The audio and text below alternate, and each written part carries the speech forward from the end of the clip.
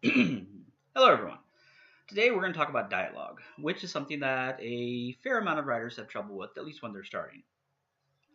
I pride myself on my dialogue. I don't think I'm the best at it. I'm not vain, but I do think I do a very good job. So, since I do it so well, I thought I'd share some tips for those of you who may be struggling with dialogue.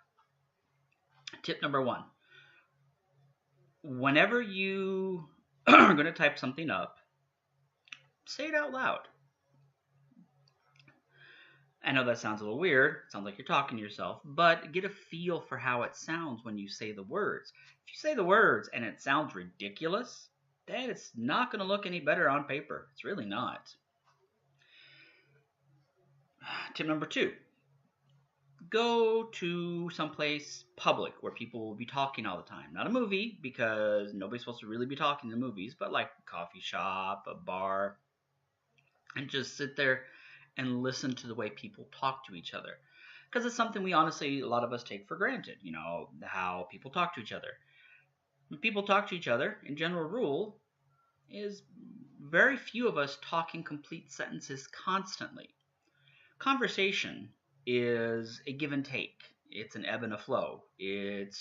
You'll start something and you'll almost get a complete sentence out, and somebody will expand on that, or maybe they'll interrupt you, and that's how conversation flows. Dialogue should be the same way. Now, granted, you should be very careful about being exact in this manner because, yeah, sometimes people will go, but I thought, yeah, he didn't do it. Are you sure? Yes, I'm positive. Okay. Are you? Yeah. Okay. That's a conversation people could have. Reading that could get very annoying, so you have to be very careful, but do get a feel for how people actually talk to each other, in different settings. Tip number three: be realistic to the setting. I'll give you an example. If you have a character who walks up to another character and says, the Fire King managed to grab the 3 sun jewels and the Dwarven Smiths are putting it into his crown as he speaks, the other character goes, by the Maker. That means that we only have a short amount of time before he destroys the world. If this is a fantasy setting, then that's completely normal dialogue. If, however, you're writing a tense-paced espionage thriller set in the Cold War, not so much. And people may say, well, that just sounds silly. You would know what setting you're writing for. Yes, but you also have to, remember I said tip 1, say the words out loud. Tip 3 goes with that. You have to actually get a feel for how it sounds, and it should sound realistic for that setting. If in the setting there is such a thing as a Fire King and he is trying to destroy the world and the characters are trying to thwart him, and there are Dwarven Smiths and Sun Jewels and they will power up his crown and stuff like that, if these are all things that are in the world and the characters know this, then it's not ridiculous to make them say these things. That's something you have to look at. Tip number 4: unless your characters are omniscient, they should be very careful to only say things that their character would actually know. And that's also kind of a role-playing tip as well, just a little extra. But if there is no way for your characters to have seen that another character's mom was killed when they were 6 because they just met this character, and it's not just something this character talks about all the time, oh yeah, my mom was killed when I was 6. I'd like a small coffee, please. So they should talk the way the person would talk, not knowing this relevant information, especially if it drives that character and potentially maybe the reason why this character is secretly a bad guy. You have to be careful with dialogue in that regard because, like, I'm just saying, okay, well, maybe she mentions her mom. Well, why would she mention the first character mention her mom? Well, because she thinks about her all the time. Really? Because you just had 100 pages where the character never thought about her mother once, and suddenly now the character is thinking about her mom and is going to talk about her mom, and it's going to make that other character think about his mom and talk about it. No.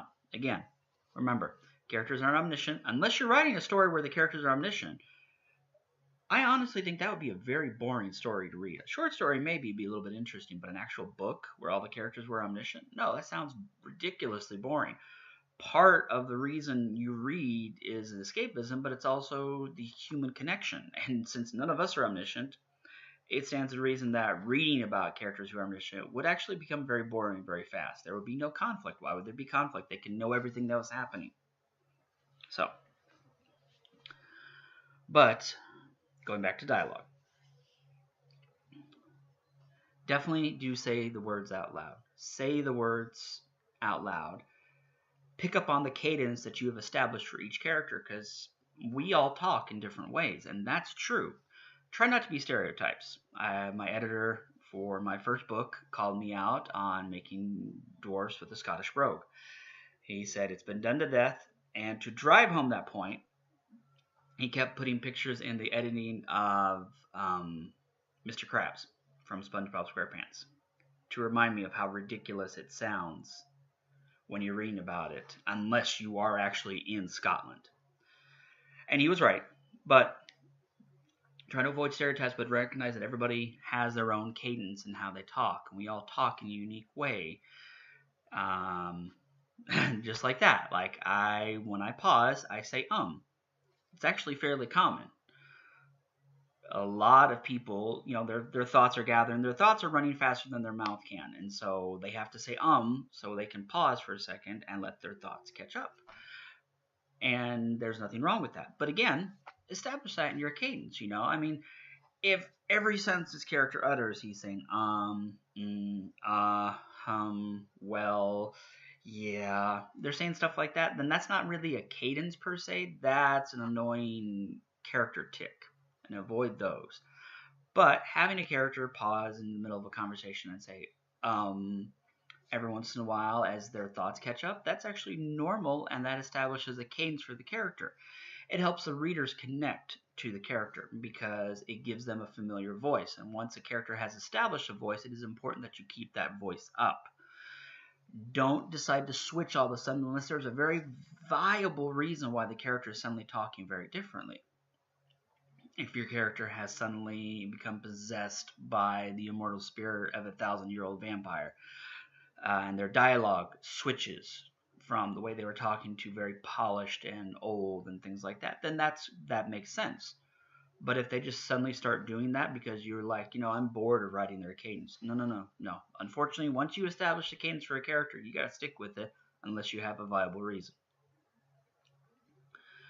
I think all those tips taken together will give you a good starting place to start writing dialogue that flows on the page and sounds natural, because that's the goal. The goal is for the dialogue on the page to flow so well that the characters feel like they're intruding in, the readers feel like they're intruding in on the characters' conversations, like they're a fly on the wall, as it were. That's the best dialogue ever, where it feels so natural that you can actually picture the characters in front of you saying these things. And it also has to sound completely natural to the environment that you have decided to write in. Like I said, spies during the Cold War would have a very different dialogue than two characters from a fantasy environment reminiscent of Lord of the Rings or Game of Thrones. You have to remember. And that kind of ties into one last thing. Make sure your characters are believably intelligent as well.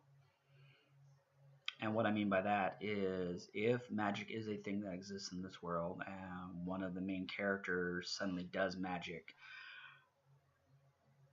very rarely should you have a character, even in what in role-playing terms is an NPC, go, "What is that? What have you done? How did you make fire appear out of your hands?"